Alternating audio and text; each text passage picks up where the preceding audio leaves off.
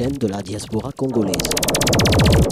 Chers amis téléspectateurs, amis de EDTV, mbote na bino bipai nyonso oyo bino bozwami na ngonga oyo bozolanda biso ndenge bozomona wana tozali bongo na ndeko na biso ndeko na bino JBK oyo azali bongo président ya MTC. JBK mbote riche tempête. JBK boni santé ya MTC. MTC en tout cas ils ont progressé toujours. Je crois que Balandi aux la contraire n'angate quoi. MTC vraiment félicitations à ban MTC tout dans le monde. Moussala malamu bozo sala moussala kitoko tout le monde a zo mona pa zo ndima. Merci. Donc MTC pour l'instant ezaka kana Paris na Kinshasa to pour s'installer un peu partout. Non, MTC Zali na Paris, na Bruxelles, na Allemagne, na Pesabino Bagomba représentant Mbala Mususu, na Autriche, na États-Unis, na Canada, Kinshasa Tobo Sanate, Afrique du Sud. En tout cas, MTC ça presque partout, mais toujours continuer toujours implantation à MTC. Voilà. MTC et l'Obinini. Ils ont poursuivre Nini comme objectif. MTC Linkoloba mouvement tshisekédiste pour le changement. Objectif nango ezali omoni logo MTC tout comment état de droit. Donc c'est le tshisékédisme. Quand on parle de l'état de droit, directement idéologie tshisékédisme. Instauration de démocratie, établissement et état de droit. Donc toza toujours ban ya papa Etienne Tshisekedi. Voilà, vous êtes toujours banda papa Etienne Tshisekedi. Tomo Nakayo, à chaque fois, président d'un rassemblement qui est M. Félix Tshisekedi, Azalaka, na voyage Awa, na Europe, vous avez toujours Pembeni Naye, vous avez na bureau Naye, relation na bureau Naye Zandengeni. Ah, riche. Non, c'est quelqu'un que j'apprécie beaucoup. D'abord, Bomoto Naye, et aussi dans l'activité politique Naye. Et ça là que avant on était de frères Boé et amis, mais toi au côté ça on a politique parce qu'on a au monde que c'est quelqu'un qui défend et qui va défendre l'idéologie tshisékédisme. Pour moi, na sena ba bana kala tshisékédisme de sang. Na bi nani a ko kumbela biso likambo ndeng papa ko molemba boye. Lelo na lobby a ko zana biso politiquement lisusu te ou physiquement te qui peut nous conduire tina destination il y a tshisékédisme. État de droit voilà. Voilà pourquoi attachement à biso longwa fraternel où ils allaient avant et longwa kaka amical et comment au-delà et quand tina idéologie politique. Voilà pourquoi je suis toujours à ses côtés Soki Aza Awa même peu sur Azate. Ce n'est pas seulement sur Aza mais c'est quelqu'un au même sur Aza na Kinshasa on continue à travailler même à distance. Voilà. Voilà, même si Azawa, puis vous continuez à travailler, Bandeko, Tozana JBK, Tokomeka, ko échanger naye, Tokomeka, ko partager naye, au nyo sezali bongo sujet ya actualité, ya ba semaine outi koleka, Tomeka koyoka point de vue naye na moko ya ba sujet oyo, ngonga oyo pesa meli biso eko permettre to solo naye. JBK tukobanda liboso penza na sujet uti koleka récemment voyage oyo bandeko na biso basalaki bautaki Kinshasa et coïncidaki bandeko ya Kinshasa bayaki ebele na mbala moko notamment tomonaki secrétaire général ya UDPS Jean-Marc Kabunda bayaki nzela moko na président ya rassemblement Félix Antoine Tshisekedi Tshilombo et même jour mais dans un vol différent bandeko na biso il y a un journaliste engagé Eliezer Tamboué Mike Mukebai ndeko Daniel Safoupé baekoya et créer désordre moko na diaspora mbala moko bato komi ko lobalo bebele baye ko comploter contre la nation wana batu ya pouvoir kuna na Kinshasa awa ba mosusu oyo bamonaka mabe partout balobi non Kabila tindi bango awa baya ko déstabiliser diaspora to ebite ba ko déstabiliser diaspora na point nini makambo wana ememi biso na ba conférence à liboso Jean-Marc Kabunda lingaka participer na réunion oyo ezaka mensuel ya UDPS, ça posait des problèmes. Yami Balé na Matonge asali réunion na ye. Yami Sato na Paris et bimisi ba problème et belé notamment toye komona yo vraiment tu étais à la tête ya batu oyo batenaki aske conférence wana et salama coûte que coûte.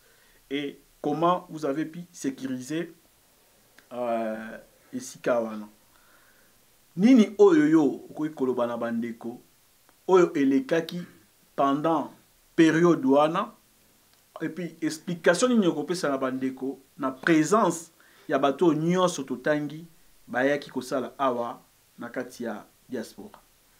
Merci Rich.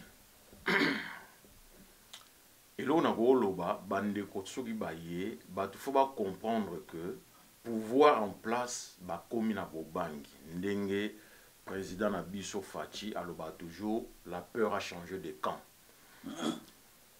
Tant que bazu langage ya oloba ke bandeko baye au comploter wa la président Fachi, secrétaire général Jean-Marc na bandeko ba journaliste Daniel Safou, Mike Mukebai na ndeko Eliezer, bazu langage yona ke baye au comploter contre contre Kabila, contre les chefs de l'État mais contre les institutions pour ba bourrer peuple esprit. Bandeko ya diaspora lobby ngake na gauche droite batu ya Ngwanda, Honoré Ngwanda. Loko la ba chef na bango travailler des mèches na pouvoir wana. Bango pe ba doctorat même langage ya pouvoir wana en place na kin. Ba memango awa po ba mega ko brouiller misala kitoko oyo opposition donc ba rassemblement na ba journaliste na biso ya peuple, ba journaliste du peuple. Bayaka kosala po ba déstabiliser dictature ndemona mission oyo ba pesa pouvoir ne pesa na Honoré Ngwanda yango ba kalaka toujours ba action ya kitoko oyo ba opposant bayaka kosala awa po pouvoir wana en place elala na kati wana bandeko misusu ba combattant o baza ni Tshisekedi se ni Ngwandise o baza na esprit peut-être faible. Bah excuser pour mille lettres bah esprit faible bah mon insulter parce que quand tu vas te laisser embobiner na ba bêtise ou les hommes on des bêtises tu le bagoza un esprit faible bah kota rasiko na jewana bah sangani na batu ya Ngwanda pour ba contre biso ba to na vérité batu bele ba yeba ngote ngala demanda ba ba isoler Ngwanda ba tika Ngwanda na soki ba otike na ba 10-15 personnes ya pareko contre biso bantit ba o ba noti se dit c'est so ba côté la na ba biso te ba sala combat na bango sans ba se référer na Ngwanda lo ba na bango ba bunda côté na bango biso to bunda côté so ba Honoré Ngwanda ka bundela ni Kabila ndenga zo bunda ba omona ke Ngwanda olala pour kala mingi pété pour vérité et commis déjà au bim. Concernant conférence il y a le 26 vraiment na pesi na hommage na batu nyonso ba la organisation. Et puis badnyo se batena qui est-ce que et ça la mappé affrontement auto salaki auto moi je ne cache pas hein. Ils se sont fait taper Honoré Ngwanda parce que to vana qui trop alors on a rendre hommage na balé qui nangai loko la vermeil loko la floridula loko la Issa hein na ba onyo balé moyen tanga ba komba onyo sezate Job Paul Job et Allemagne na bandeko na tangi te bolimsa ya UDPS ba chimi ba tutu vraiment na tozwa ki décision to lobi non biso to abasi na bango te le fait à revendre tout le temps nien ba o kanzenet ki to bangara bango to za basi na bango to za bana liboso non ya on a lobaki baba tout fois lo balo wale ki na biso Olivier Chimanga lobi na nzembo ba telem ba réagir le lo ba tika li ko loba libela oye na media to na media oye na lumbe toke na lumbe oye na justice nde ba komi bato ba plainte muta makasi abeta mi akomo ke no porter plainte biso ke toke na plainte oye na kimia toye na kimia parce que bato bele ba obenga nga JBK wana yote zonga ndo zeka na bi na ozonga so na moni bango kuna bandimi ke ba okoma kimia. Voilà, donc tout ce qui s'est passé c'est que ils nous ont provoqué depuis des années et des années. Même avant Via Koufawa, tout le monde a eu bien provocation na provocation biso to vandikaka cette fois-ci et si biso to la limité m'emmener na absorber pour tout saler là mais limite suki to ko kalsude ba ekwata to tie kwata ba tie bende to tie bende ba tie libaya to buki to lambeli yango to tie bende. Voilà.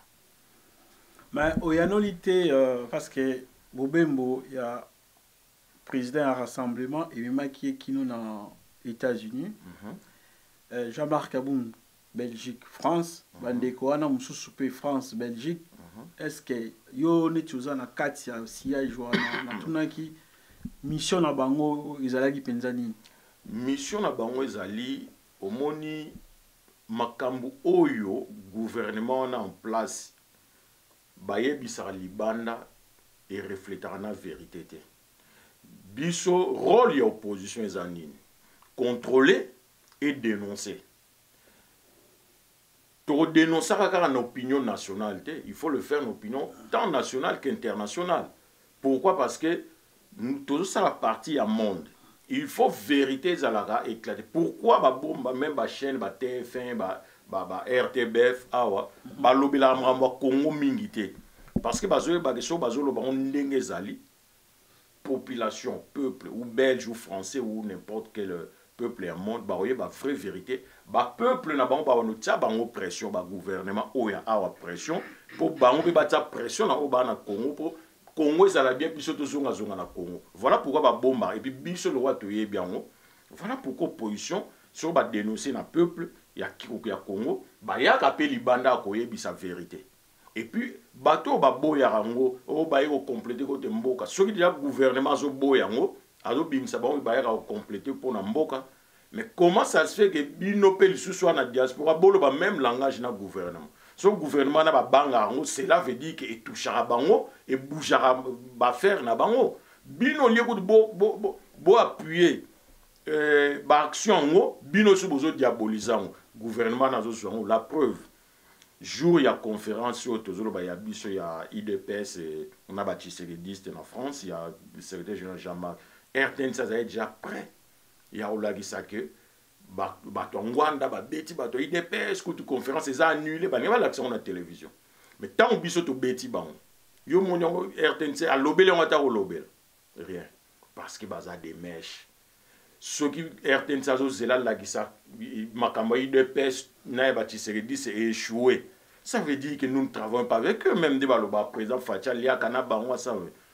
Pourquoi on s'est là? Même les présidents Fatia, Zongi Kini, Lobi Lobia, si je peux parler de ça. Voilà, tout comment, na yango ndeko JBK. Mais, wana olobi, il y a ba politique. Tout le monde a bandé qu'on a biso, ba journaliste bayaki, ba participer, na séminaire ba participer qui, manifeste.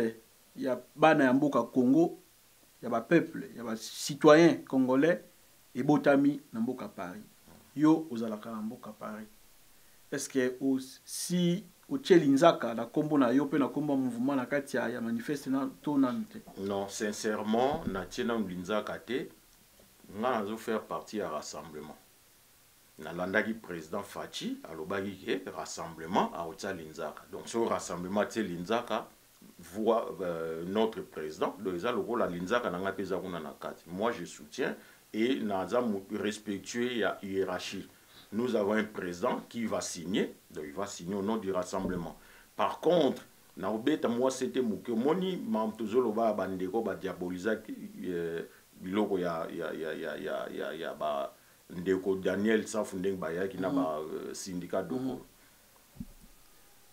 Mais ils étaient beaucoup dans la conférence, il y a Denis Mukwege et Lobi Lobia.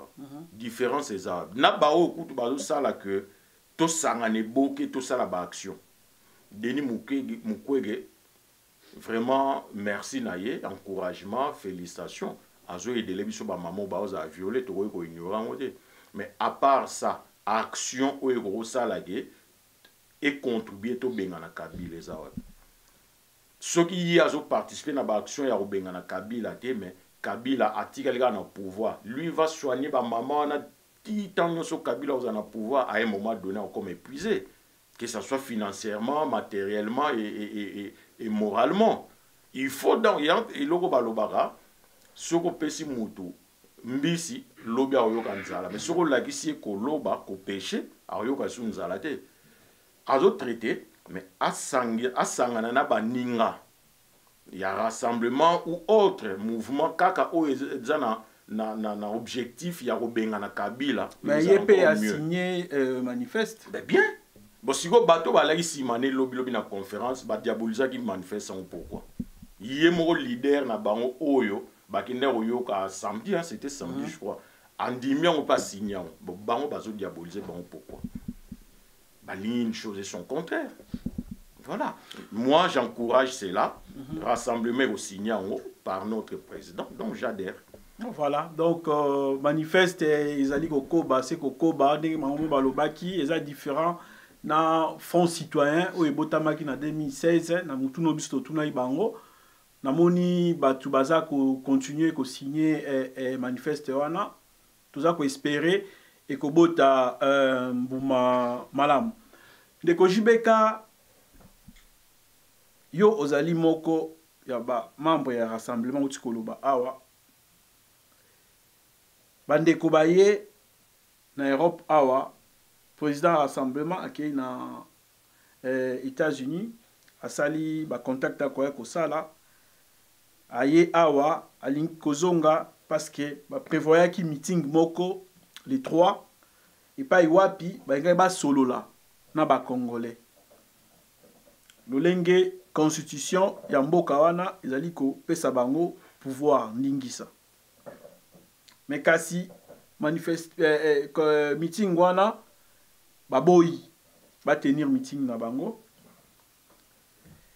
bandeko abi oui boboyi to tenir meeting mais kasi biso tokei na biso koyamba président na biso ndenge azali koya mais tomoni Arsenal oyo pouvoir ya Kabila et chaki pona ko empêcher population oyo alingai ko réserver à kei moko pona oyo baza ko considérer le quoi leader na bango ba empêcher bango bakende ko yamba gouvernement wana ezo parvenir toujours na oezali posa na yango abi bo tenir meeting te meeting les attenite bo kende ko yamba leader na binote bakei ko yamba leader na bango te lolenge o bango balingaki na gouvernement ya lolenge wana mwana mboka nini oyo lisusu ba congolais bakoki kozela na gouvernement oyo azali ko empêcher bango na makambo nyonso awa tozoyoka manifeste azolobela kaka likambo ya kotelemisa population rassemblement azali koloba kaka likambo ya kotelemisa population mais kasi population yango azokoka kotelema te parce que en face na ye bazotila ye bibundeli ya guerre boni tokosala mpona kolongwa na kati ya bowumbu wana. Ok, justement 2 secondes kaka ndeko Riche Tempête avant de répondre à oyo le roi tout un combat docteur Mukwege nangna epingle melo mo lobby na monaki lobby ou avant-hier ndeko mo azo soutenir Mukwege a commis mais bon ba ebisinga ke Mukwege alobelaki sans wana te mais na répondre ka ndeko a se retrouver a commis que docteur Mukwege lobby ba oyo ba kenaki dialogue ba salaki complot contre la République. Donc dialogue pour naie ba dialogue atika ba langage na bango wana. Mais ce qui réellement Mukwege alobaki bon na répondre ndeko ngo mais bango baza na perduction parce que bango bazolo ba soutenir que Mukwege azala président il y a transition. Bon ce qui toleki na d'abord ils ont d'ailleurs proposition il y a président Fachi les Camerounais présidence transition sans Kabila. Ce qui to biso tout poni docteur Mukwege nde asala azala président de transition wana les a par quelle voie les a par le dialogue bon vanda bo solo li consensuellement bolobi bon docteur Mukwege kumba biso na transition dialogue bon place wana tant que pour docteur Mukwege président en transition par le dialogue. Ou un dialogue ils sous complot contre la République parce que docteur Mukwege mutabimi wana. Mais on va lobby dialogue na Kabila. Bandeko wana ndi bazo dialogue na Kabila. Mais justement au contraire kutu docteur Mukwege alobaki on dialogue que avec son ennemi. Parce que Mouto bo partager ba vie mo bo dialoguer ni pour boza déjà eloko mo mécanisme mo. De faux solara na Mouto ennemi na yo boza ko s'accorder. Boza s'accorder te ba yango ne ba solara na ye pour lui faire comprendre. So biso na so na Kabila c'était pour lui faire comprendre que mandat ata yebi. Mais ça net azo ignorer beaucoup ko rappeler yango. Tala mandat no tala bo lobake fallait pour rappeler on va dit to rappeler na ba vidéo. Mais ça le rappelle au d'échanger. Or, il faut que sur la on a table, pour signer. Pour signer la vidéo. Pour signer la vidéo. Mais signature, il y a Yepé Kabila, il y a accord. Il y a chef de l'opposition, il y a Papa Etienne Pézalagide. Alors pourquoi parler encore délégation, il avait délégué Batounaye, après si un mandat, il y a président Nabiso Etienne Tshisekedi, après ça, il y a Biso chef de délégation qui était Fachi. Bango tant ba signer bazo engagé bato batindaki bango voilà wana na kanisi moi parenthèse wana to kangi yango na makambo oyo na uti koloba awa bazo boya meeting salama bazo boya koyamba mwana mboka oyo ba population inga ba réserver à qui moko wana lisusu na koloba que na bato baloba que président Fachi aza aliaka mbongo a collaborer na bango ba moni lelo. Comment collaborateur na bango azongi mboka il faut ba boya ba yambe et puis au mona ndenge ba barricadaki voiture na ye na plus ou moins 20 ou plus de 20 voitures il y a la police avec plus de 500 militaires non mais tout le monde avait vu. Mais ndeko jibeka na ngansi tozali na télévision moi ngunga to katana nwana pona omeka parce que bandeko balobi boy Kabila kotaki na mandoki akobima kaka na mandoki mutuna na ngana tuni pona kolakisa ke nyonso ezali kwa tentative nyonso bato baza komeka ya ko soulever population Kabila ayebi lolenge nini azo bloquer yango. Alors na opposition rassemblement na ba signataire nyonso ya manifeste bango bazako la pakaka na kotelemisa population. Est-ce que na possibilité wana ya kotelemisa population yango nde Kabila kokende mutuna na ngai penda sens nango ezalaki Télévision, la chaîne de la diaspora congolaise.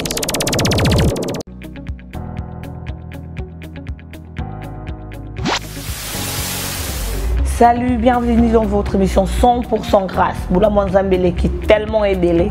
Toko Talanga Monte Bandale Lotilobi avec votre humble servante, la sœur Nissa Lessi. Dans le Nae Kaka, comme d'habitude, vous mettez ça grâce sur grâce. Comment ça n'a été? Sur une autre émission, on a mis le 100% grâce. Place à Kamoko. Somba décodeur, good news comme d'habitude. Décodeur, il y en a primo comme Colo, toi, on a promotion spéciale. 155 livres seulement. Na abonnement gratuit il y a 9 mois. Donc aux attentes, on a la chaîne à Congo, on a la chaîne, il y a partout. Il y a français, portugais, brésilien, angolais. Comment ça te voir même dans la Nollywood TV. Na zone sur une émission 100% grâce. Donc Bola Mwanzambe toujours. Numéro Zana, contactez-nous. Tozana to distribué partout dans le monde. 100% grâce avec CPLA TV Tokos. Achetez votre décodeur de CPLA TV dès aujourd'hui à 155 livres sterling avec 9 mois d'abonnement gratuit. Après les 9 mois, vous payez 15 livres par mois. Alors n'hésitez pas, contactez-nous dès aujourd'hui. Télévision, la chaîne de la diaspora congolaise.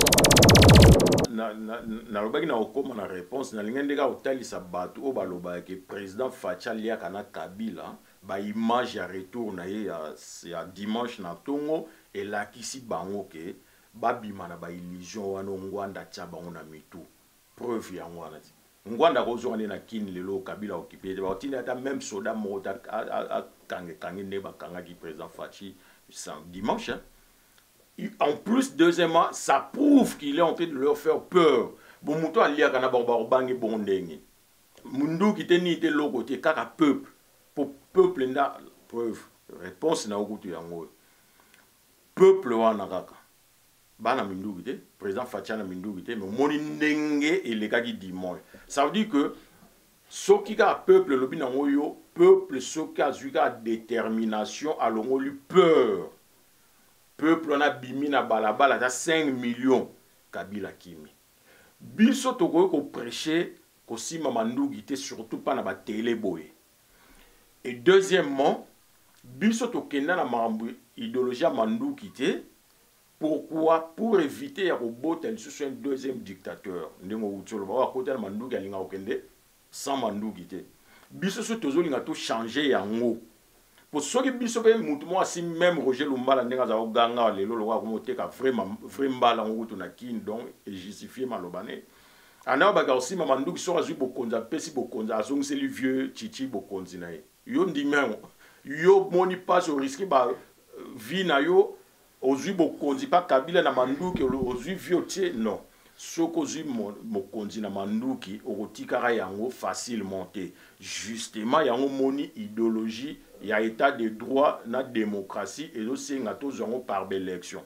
Mingi ba olobananga ke pays occupé za élection de ton côté na débat na monagi ya bandeko Damien na ndeko Christian menen Christian Bola menen na lobara ke na Afrique du Sud et arriva dire Mandela tant a boteli pouvoir en Afrique du Sud après prison naé ils allaient une élection.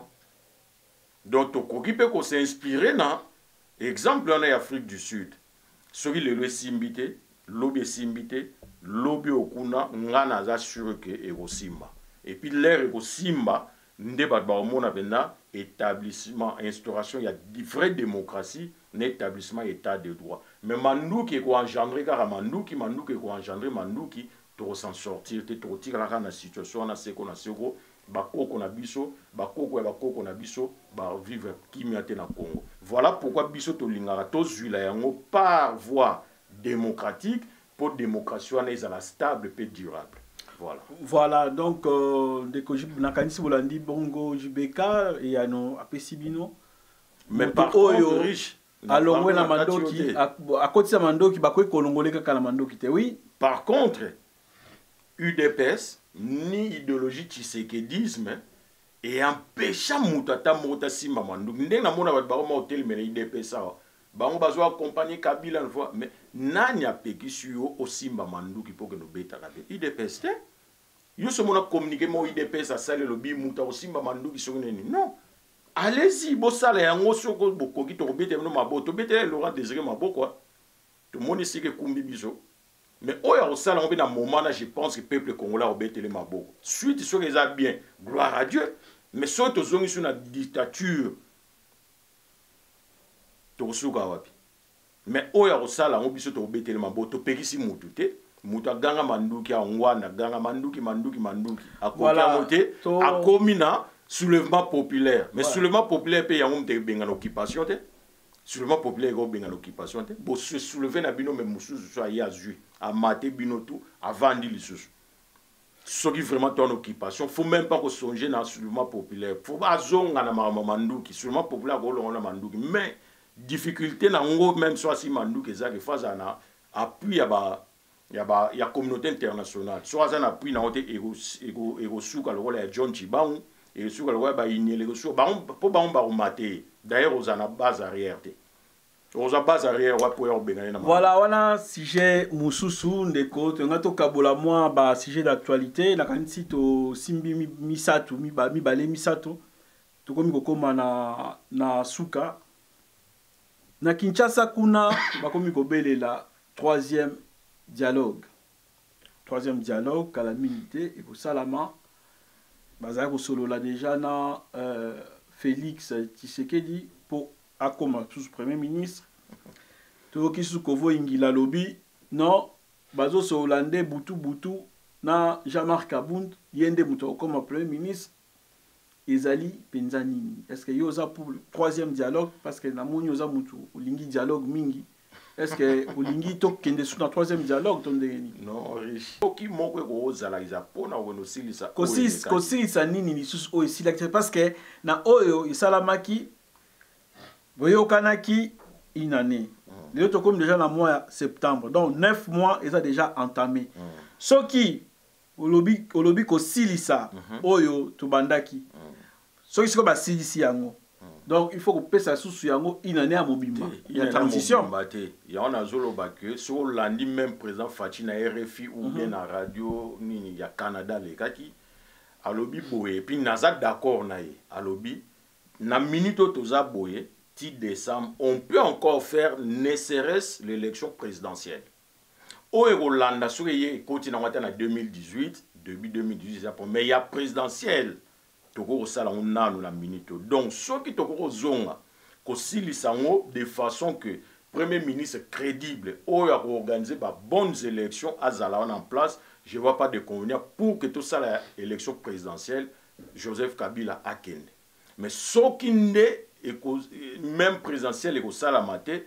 voilà ça sert à rien lobby tout le monde ils ont avant-hier déjà tout le monde dans les réseaux sociaux bah photo il y a président Fachi il y a président Félix président à rassemblement na coach Ibenge balobi Félix au sengi na bana Congo bana Kinshasa ba kende na yelongo ba kende kotala match tout le monde match bandi ti esili tout le monde longi il y a Félix Kounate équipe en OP et coquine en OPT ezalaki ni façon de communication.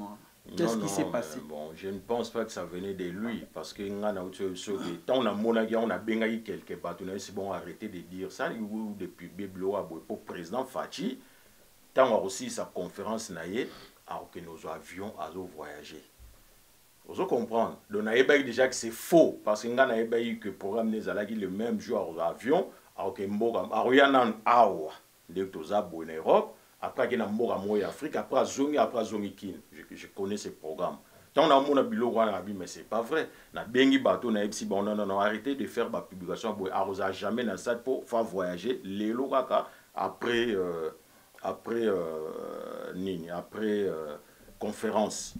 Et puis ami balé na roloba ke bon et tombé bien pour sera que ndeko no ngomona ba dongolo misu ba nga ba la ti se beurre na ayena libabe biso toloba non yete puis comme ba discussion pour zobo comme les gars internet lelo mundela ça internet pour tout s'en servir en bien mais na moni biso ba congolais to comment se servir na toujours na ba bêtise ben voilà c'est bon nazo mona mikolo wana point on a donc c'est juste c'est tomba ki benga kenene mais azaki tant match au bête ma yaza na gata avion mini ba bien oté mais na mona ki par contre photo moya Denis Mukwege na ndekwa Joseph Kabila à moi si comment on est ça sur nan oya moi si Jeannette après na mona ba Tshisekedi c'est pas ti moko ya ye Jeannette na Fachi ya tu vois pour na la na batuke donc c'était juste pour dire que Tshisekedi c'est toujours en vouloir na docteur Mukwege il est libre ya kanga photo na tout le monde c'était juste pour na la sa batuke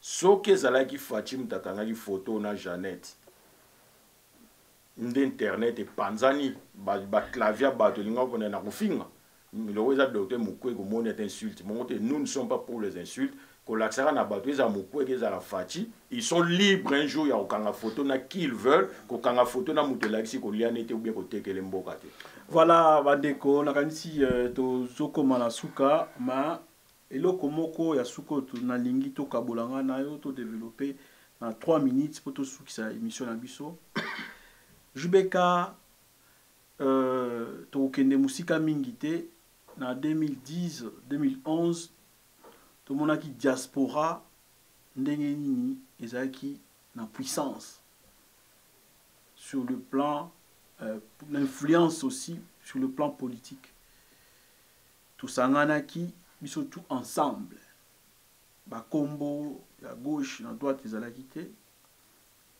so ba bengi marche na Paris bato bazouta Allemagne Belgique Hollande baki na Paris so ba bengi na Belgique bato bazouti pipa na pas ainsi de suite mais lelo oyo graine oyo ya division eza semé à tel point que nyonso oyo tozosala ekomi kaka demi-mesure. Donc soit sala eza nango ya kotonda te, obengi bato na banda bato oya na bango susu te, bato bakomi démobiliser.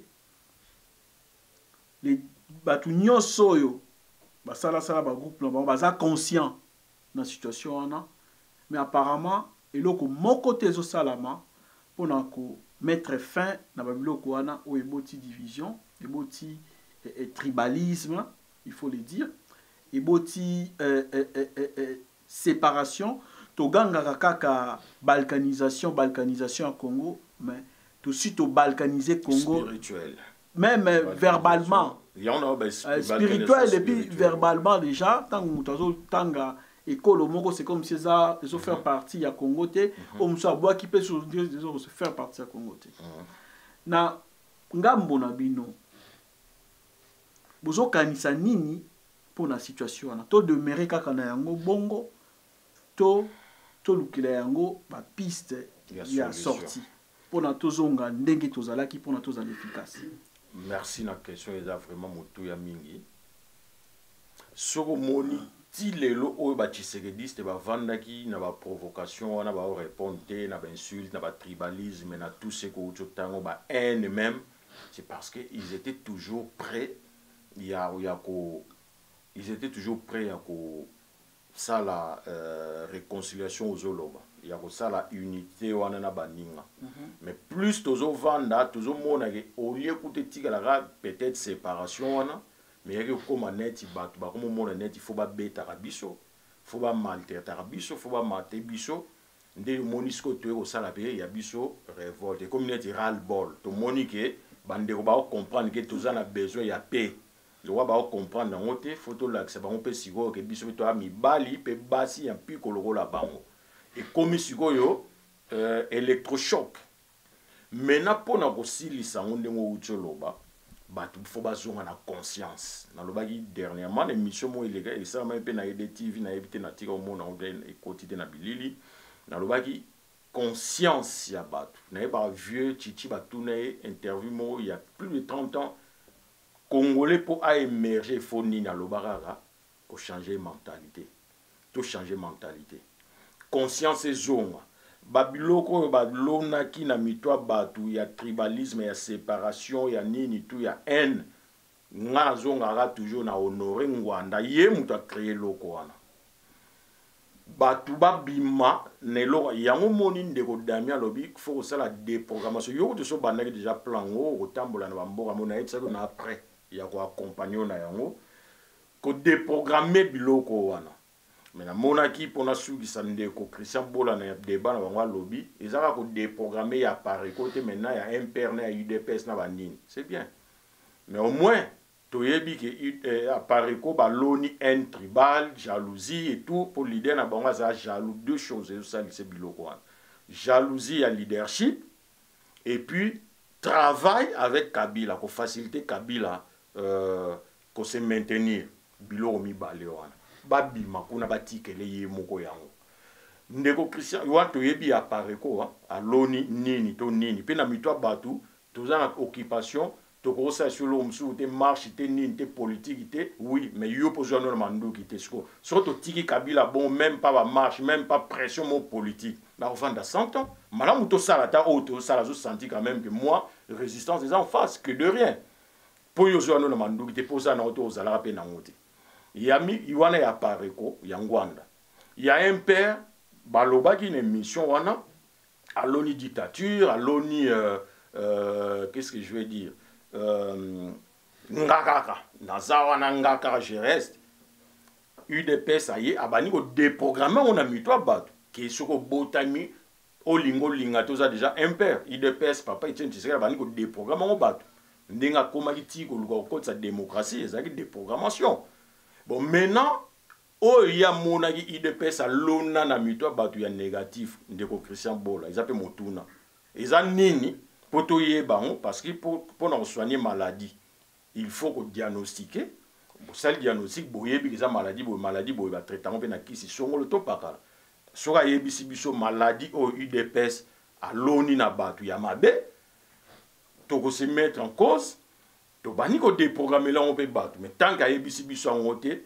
na moni esika nini to déprogrammer oyo IDPS alona te na bato voilà wana mission oyo biso to bandi ya komeka kotsangisa mabota ya Congo oyo ezali bongo na libanda mboka toyokai na bango bandeko mingi bazobenga biso balobi peke tribalisme eza kaka na apare kote na kati ya IDPS na batisekediste pe boza na tribalisme wana epa na bino parce que bino pe tribalisme boko tika te pona to bongisa masolo to ke na ndenge senge ndeko baloba bongo bazala nanu honnête ndenge tovanda kawa omona soki kaka moto asali likambo oyoka kaka baluba oyo yoku toza bataxe muluba Bruno Goula babenge muluba kaka po soutenir Fachi o soutenir UDPS babenge muluba bango bakoma bon na peso exemple moko Fali Poupa na héritier Watanabe bazaki na concert na Paris 1 mois d'écart. Fali le 22 juin, héritier le 15, le 15 juillet, ça coûte 3 semaines. Il a fallu l'air il est kiawa. Au tigla oyo kate après yango batou baluba bangala wana. Tu es d'accord avec moi? Héritier et commis baluba. Nana mona ki image te ya ni héritier garçon mon na ebi payé à lobaye. Baluba tout saute aux ubokoni baluba tout na kinto luka bon place bazato boma bon. Sur le petit qui a chanté là, musicien Olivier Timang. C'est un qui Moulouba. Donc, il y a pour bomber l'air pour libérer Congo. Petio Azarana, Bango Côte, on a vu sur champion Yuri. C'est un Moulouba. C'est un Moulouba. N'a pas bêté les mabo. C'est bandeko. Oyo bozolanda biso na élément oyo. Bozolanda moi babilo comme sous toujours ça pour na ko dénoncer oyo ezali bongo mabe. Mabe ezakaka mabe. Ezala nani oyo azosala yango ezakaka mabe za papa na ngai mama na ngai koko na ngai ndeko na ngai noko na ngai mabe ekotikala mabe malamu ekotikala malamu. Alors tozana koluka ba solution pona to luka ke libota na biso ya Congo tozo vivre libanda na diaspora o tozonga ensemble. Ouais, ce qui fait mal. Totika ba makambo oyo eza bongo ya séparation ya kotangaka bakutaksaka batu selon bikolo na bango eza na importance mon côté na kozongela ngone na otai koloba kuna soko lingi musakata te c'est kolinga Congo te parce que Congo c'est un tout musakata za na kati muyanzi mumbala mongo mbole mukuba ainsi de suite bikolo ngo 450 etni wana soko boy kaka moko c'est kolinga na Congo te. Alors totika kolobaka en terme ya ba ethnie na terme ya ba langue na terme ya ba kombo ya bato pamba te ba kombo pa na biso pe ba mususu bazala bango na ba kombo ya famille te papa na ye na mama ne ba botie ba na moninga na ye moko azaki mutu akisangani bazui kombo wana kisangani ba bambi mwana wana azui kombo ya bato ya secteur wana mais ya zane mutu secteur mususu e salama mingi to baka wana mingi na kati ya mboka na biso Congo ba mingi ba portaka ba kombo ba famille na bango te bazo porter kombo moninga ya papa na ya baptême ya ndeko songolo to pakala pona circonstance moko oyo salamaki na tina o ba pesa e kombo wana. Donc cela ne veut rien dire. Lelo oyo dans quelques jours banda maréchal Mobutu akufa ezo sala 20 ans. Soki ezali na héritage moko kaka oto kotanga na époque à Mobutu ezali bongo to bengi unité nationale. Pamba te to monaka ba commissaire des zones, ba gouverneur ya Kasai bazo sala na Équateur, ya Équateur bazo sala na Katanga, ainsi de suite. Ça n'avait pas posé problème. Mais le oyo to komi ko mona lokola et komi ko koma problématique mutu na mutu atika na secteur na c'est que tozali ko boma Congo. Soki bo bomi eloko wana nini obo ko garder ata moko pamba ya maréchal Mobutu kaka ba mabeo ebele salama malamu o wana yebana ke mona na miso ya bato ya mokili mobimba bolingi bo boma yango bandeko to kanisa to sala nyoso oyo ezana pouvoir na biso pour Congo etikala Congo se moko Congo ya bolingo Congo ya bosembo Congo oyo ekozala makasi pona ebunda ebengana ba o bazali ba yini na ye to tika bana mboka ba kosala musala oyo esengeli pamba te Congo eza monene Congo eza kaka politique te Congolais nyonso akoki kozala na esika oyo esengeli na ye na kati ya mboka wana soki bolingo ya solo ya Congo pe ya Congolais ezali ndeko jibeka liloba na ya suka bongo to ba kutili liloba suka ezali en parlant likambo tribalisme po eza très important tozo senga na bandeko tout soko za d'accord te na ba conviction politique ya ndeko Riche Tempête kende na ye débat na ba conviction politique na ba argument politique beaucoup de nini ma tributé parce que toza na bato belé par exemple ngai mwasi na nga za mu Congo nga na za mu Congo te siko bana wana bazo porter les deux tribus Congo na o yanga tribu siko tambino ozo yina tribu moko bana wana na ndako bozo mona effet nini bo sala bango na mitu bana ya biso ce n'est pas bon parce que oya ngai bana baza na deux tribus na Congo mais nga na mona ngo te nga na mona ga moko baza ba Congolais parce que yele a obima azana papa mama mu Congo papa ekolo mususu alors que no bala ko bota pe ou bien ko bala ekolo musu neti Swahili o ezangi na bekolo biso mbale ba parents yepe kuna le abali Swahili ba komi mama mu Congo mu bali mu Swahili ba boti bana bana pe wa bimia ka bali mongo ozomona